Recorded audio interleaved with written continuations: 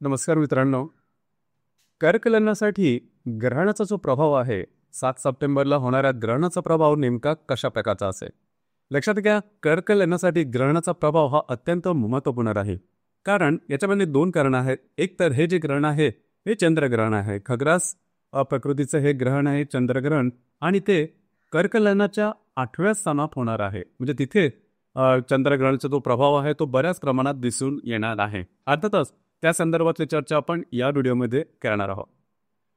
आता हे जे ग्रहण आहे म्हणजे दिनांक 7 सप्टेंबरला होणारं ग्रहण हे काही सर्वच राशीला वाईट होणार नाही. त्याच्यामुळे काही ठराविक ज्या राशी आहेत किंवा ठराविक जी लग्न आहेत त्यांना याचा त्रास किंवा याचे जे परिणाम आहेत ते खास करून दिसणार आहेत. आणि तुमच्या लग्नाकरता म्हणजे कर्क लग्नाकरता ही गोष्ट का महत्त्वाची आहे, कारण तुमच्या राशीचा जो स्वामी आहे तो चंद्र आहे आणि चंद्रग्रहणच आहे. त्याच्यामुळे गोष्टी तुम्हाला थोड्याफार अलर्ट राहणे या संदर्भात गरजेचं राहील.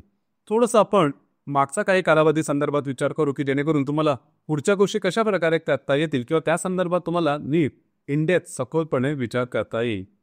गेल्या 1-1.5 महिन्यामध्ये तुम्ही बघितलेलं असेल की जे काही तुम्ही निर्णय घेतले होते, अर्थात तुम्ही निर्णय घेतले होते, तुम्ही बऱ्याच प्रमाणात ॲक्टिव्ह सुद्धा झालेला होता, फ्रीडम वगैरे जास्त होतं, मनामध्ये बरेचसे विचार वगैरे आले असे, नवीन नवीन प्लॅनिंग वगैरे या गोष्टी, आणि काही नवीन धाडस सुद्धा केलेलं असेल, काही नवीन निर्णय सुद्धा केलेले असेल. परंतु आता जाऊन तुम्हाला वाटत असेल की जे काही तुम्ही निर्णय घेतले ते थोडेसे चुकीचे होते की काय किंवा चुकले होते की काय, अशा प्रकारच्या काही गोष्टीत आता तुमच्या मनात यायला लागलेल्या असते. याचं कारण काय होतं की तृतीय स्थानात भ्रमण करणारा जो मंगळ होता त्याच्या बरोबर समोर जो शनी आहे त्याची दृष्टी होती. आणि मंगळ शनीचा प्रतियोगिताची किंवा त्यांची एकमेकांवरची दृष्टी हे एकमेकांचे जे शक्य, कारण दोन्ही जे ग्रह आहेत हे मोठे ग्रह आहेत आणि पापग्रह आहेत, तर त्यांचं होतं काय की समोरासमोरादे ते त्यांचं युद्ध चालू होतं. मग त्याच्यामध्ये जिंकणार कोण, मग ते त्याला कश्मकश म्हणतो. तशा प्रकारचे कश्मकश तुम्ही तुमच्या विचारांमध्ये पाहिली असेल आणि त्यामुळेच बऱ्याच वेळेस तुमचे जे निर्णय आहेत ते चुकले की काय असा काही अनुभव तुम्हाला आत्ता जाणवत असेल. म्हणजे त्यावेळी तुम्ही पूर्ण कॉन्फिडन्सने घेतलेले असते. अर्थात तुमच्या राशीला वेगळं काय सांगायला नको, कारण तुमची जी रास आहे ही व्यवहारी आहे. कुठल्याही गोष्टीबद्दलच्या निर्णय घेताना नीट विचार करणारा असेल तुमचं लग्न आहे. पण तरीसुद्धा आता तुम्हाला तसा अनुभव आलेला असेल.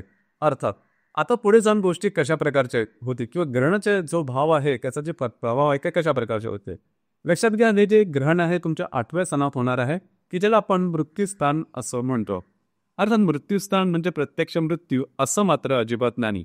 परंतु जर का तुम्ही आरोग्याच्या संदर्भात कुठल्याही व्याधीने त्रस्त असाल तर त्याचे जे प्रभाव परिणाम आहेत हे तुम्हाला जास्त प्रमाणात दिसतील.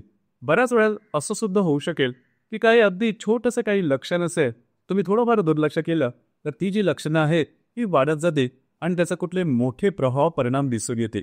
या संदर्भात काळजी घेणं गरजेचं राहील. दुसरी गोष्ट म्हणजे प्रलोभनांपासून लांब राहा.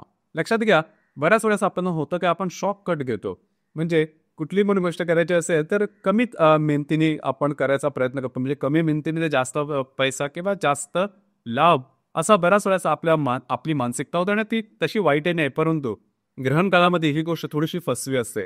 म्हणजे आत्ता जी गोष्ट तुम्हाला अगदी सहज सोपी वाटते आणि अगदी तुम्ही कॉन्फिडंट असाल, ती गोष्ट ज्यावेळेस तुम्ही निर्णय घ्याल त्यानंतर तुम्हाला समजेल की आपण घेतलेला निर्णय किती चुकीचा होता. अर्थात तुम्हाला आता कितीही समजवलं तरी पण तुम्हाला तुमचं मन हेच सांगेल की तो निर्णय आपण घ्यायला हवा, ती रिस्क आपण घ्यायला हवी. परंतु अशा प्रलोभनाच्या मागे अजिबात जाऊ नका. तुम्ही फसाल आणि तुम्ही जे फसाल त्याचे प्रभाव परिणाम येणाऱ्या कित्येक दिवसांपर्यंत किंवा कित्येक महिन्यापर्यंत तुम्हाला भोगायला लागू शकते. या संदर्भात काळजी घेणे गरजेचं आहे. याचप्रमाणे दिनांक 11 तारखेला रवी केतूची युती सुद्धा तुमच्या द्वितीय स्थानात होणार आहे. या संदर्भात सुद्धा अशाच प्रकारच्या गोष्टी थोड्याशा काळजीने करायला हव्या. तुमची इन्व्हेस्टमेंट असेल किंवा खर्च, या दोन्ही गोष्टीमध्ये थोडंसं तुम्हाला काळजी घेणं अतिशय गरजेचं आहे. खर्च किंवा इन्व्हेस्टमेंट या संदर्भात सतर्क राहणं अतिशय महत्त्वपूर्ण राहील. आता जे आपण आतापर्यंत जी चर्चा केली ही संपूर्णपणे जे त्यांचं कर्क लग्न आहे त्यांना साधारणतः अशा प्रकारचे काही अनुभव येऊ शकते आणि नेमकं त्यांनी कशा प्रकारच्या गोष्टी करायला हवी त्या संदर्भातली चर्चा आता थोडंसं आपण आणखी खोलामध्ये जाऊ. जर का तुमची कर्क लग्न असेल आणि जर का तुमची जी रास आहे ती सिंह रास असेल, मग गोष्टी कशा प्रकारच्या असेल लक्षात घ्या. तुमचं कर्क लग्न आहे सिंह रास असेल तर 2-3 गोष्टी. पहिली सगळ्यात महत्त्वाची गोष्ट म्हणजे तुम्हाला स्वतःच्या थोडंसं जे आर्थिक संदर्भ आहे त्याकडे लक्ष देणं गरजेचं आहे. तुमचा आर्थिक संदर्भ डळमळीत होण्याची शक्यता आहे. आर्थिक तुमचे निर्णय चुकीचे होण्याची शक्यता आहे. जर का रिस्क घेऊन याच्या आधी काही निर्णय घेतलेले असेल व त्याचे प्रभाव किंवा त्याचे परिणाम तुम्हाला आत्ता भोगायला लागू शकतील. या संदर्भात काळजी घेणं गरजेचं राहील. झटपट पैशाच्या मागे लागू नका. मला माहीत आहे की सिंह तुमची रास आणि कर्क लग्न असेल तर थोडंसं बिंदास्तपणा हा तुमच्यामध्ये दिसून येतो. तरीसुद्धा या संदर्भात काळजी घ्या आणि आरोग्याकडे सुद्धा लक्ष देणं अतिशय महत्त्वपूर्ण राहील. प्रलोभनाच्या मागे तर अजिबात जाऊ नका. लक्षात घ्या, तुमची जी रास आहे आत्मविश्वासावरती जाणारी आहे, परंतु ज्यावेळेस ग्रहांची साथ नसते त्यावेळेस उगाचचा आत्मविश्वास आणून किंवा कॉन्फिडन्समध्ये जाऊन घेतले निर्णय हे तुमच्या अंगलट येऊ शकतील. या संदर्भात काळजी घ्या. आता दुसरी महत्त्वाची गोष्ट म्हणजे आता हा जो योग आहे हा फार महत्त्वाचा आहे.